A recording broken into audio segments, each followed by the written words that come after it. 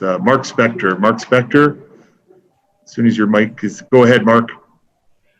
Connor, this was a lot longer pause than people thought it would be.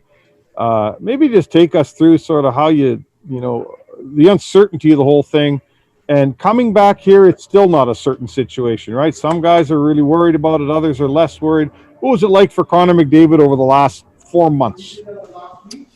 Yeah, you know what? Obviously, like the rest of the world, it's been. Hold on here. Sorry. Yeah, like the rest of the world, it's been a lot of unknowns, a lot of not really knowing what's going on. But just trying to keep myself ready to go. Working out in the gym, skating lots. I was able to find places to do all that. So yeah, like I said, lots of unknowns, but I stayed ready and I always kind of thought that something would get done and we'd end up playing. So I still remain hopeful that we will, and obviously today's a big step towards that. Excuse me, we'll try Terry Jones again for a second. If that doesn't work, we'll go on to the next one. Okay, sorry, we'll move to Tony Brar. Tony, oh, never mind. Go ahead, Terry.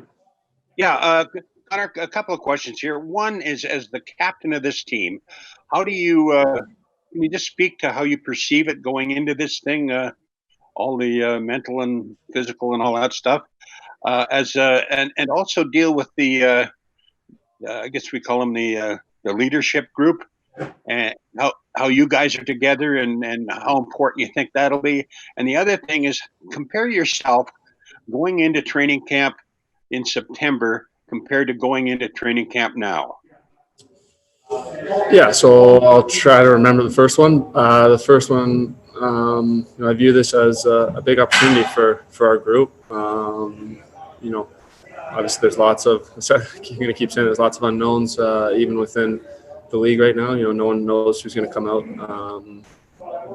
strong. It always seems to be different each and every time the league starts up again. So I'm confident in our group, and in terms of the leadership group, I think the only thing we can do is drive the pace of practice and make sure that we're pushing the pace and forcing guys to keep up with us and making sure guys are ready to go when the puck drops. And the last question, I feel pretty good now.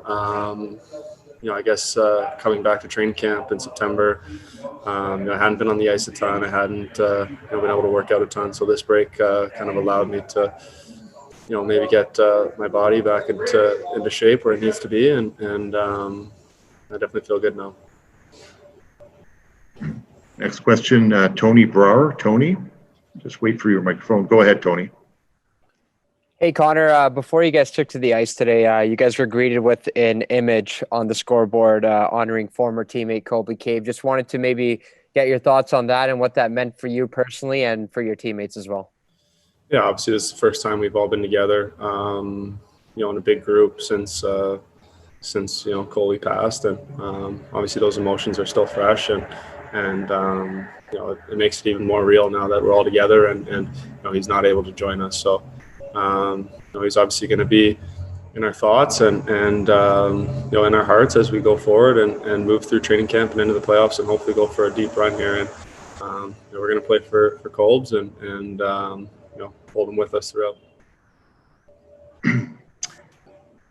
Next question, CTV News Edmonton. I remind everybody, keep it to one question. We do have another player waiting, so we'll be bringing Ryan Nugent-Hopkins in shortly. CTV News Edmonton, go ahead. Connor, this is Karl Opposite with CTV News. Building on a question that you were asked a couple questions back, but just about the idea of what feels different, what feels the same, maybe off the ice. As I know it's only day one of camp, but if you can compare what feels different and what's the same to previous training camps. On the ice, nothing feels different at all. We're all out there, we're all playing, having a good time, working hard together. So, that hasn't changed and that isn't going to change. So, on the ice stays the same. I think it's more the off ice stuff, wearing masks, keeping our distance, taking your temperature and all that type of stuff, all the stuff that we need to do to keep each other safe. But, all the stuff that isn't normally in our day-to-day stuff. Next question will be Jason Gregor. Jason, wait for your microphone and then go ahead. Go ahead, Jason. Yeah, hey, Connor. in regards to the power play, it seems that the good power plays, even after a summer, pick up, whereas penalty kills are hit and miss. So I saw you guys today, just the 5 of you out there working on things. How important is the communication and just the continuity of that group, specifically you, Leon, and Ryan, and how that, do you think, allows you to maybe have an advantage coming into the playoffs? Yeah, this is a power play that we've ran for a couple of years now. We got lots of good players on that power play, so we just want to make sure that we're keeping it sharp. Power play, a lot of it is just repetition and seeing the same looks and stuff like that. So it's good to get out there day one and move the puck around a bit and try to pick up where we left off. Penalty kill wise, I don't really do that, so I can't really touch on that. But obviously our special teams have been real good throughout the season, and we'll need to pick up right where it left off if we want to have any success. Excuse me. We're going to take 2-3 more questions and then move on to the next player. I'll give the opportunity to someone who hasn't asked a question yet. So Jim Matheson. Jim, check your microphone. As soon as it's active, go ahead.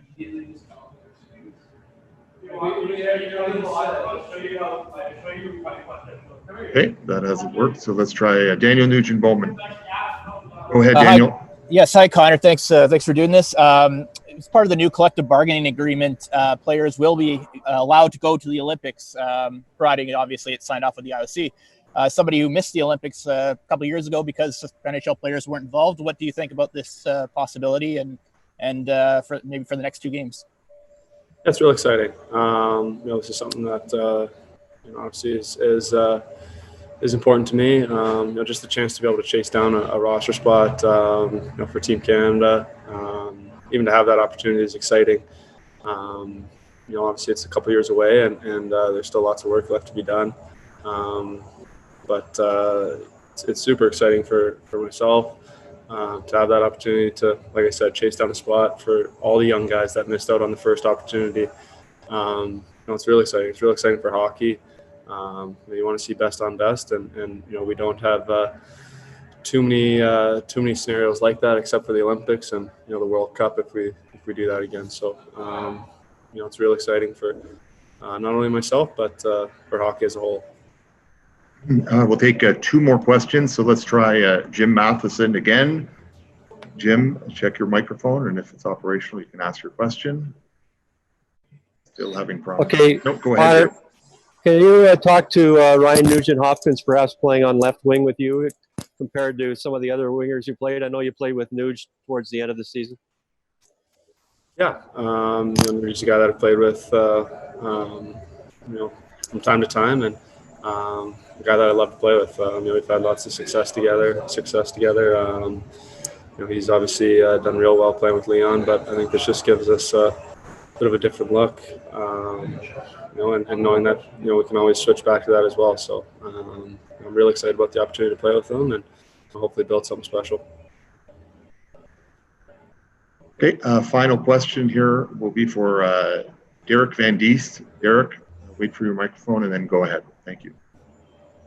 Yeah, Connor, I just wanted to ask you about the short best-of-5 series against the Blackhawks. I know everyone's used to playing best-of-7 for a long time. How does that change, I guess, the dynamic, and how obviously you don't have much room for error in a best-of-5 as maybe you would in a best-of-7? Well, yeah, I mean, I think it just changes how important game 1 is. Making sure you can get off to a good start. You don't want to find yourself down 1. That being said, it's not the end of the day. I mean, if you lose the first one, it's not over either. So, there's still a little bit of time, but, like you said, there's not a whole lot of room for wiggle room, and we got to get out of the gates hot here.